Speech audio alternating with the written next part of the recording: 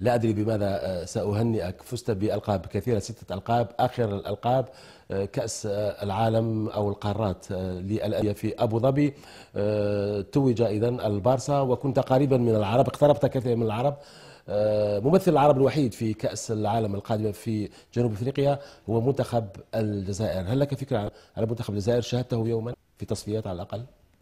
كنت قد تابعت إقصاء منتخب الجزائر لنظيره المصري، وكان ذلك قد فاجأني لأن منتخب مصر منتخب قوي، كان قد عقد الأمور لمنتخب البرازيل في مسابقة كأس القارات وأثبت عن مهارات فنية وبدنية قوية. منتخب الجزائر لا أعرفه كثيرا صراحة، فاجأني ولذا أحترمه. نعم، بالإضافة إلى الجزائر التي تقع في إفريقيا أيضا هناك 5 منتخبات أخرى، طبعا جنوب أفريقيا المضيفة للبطولة، هناك الكاميرون، هناك نيجيريا، وهناك غانا، وأيضا هناك ساحل العاج أو كوت ديفوار. هل هناك حظ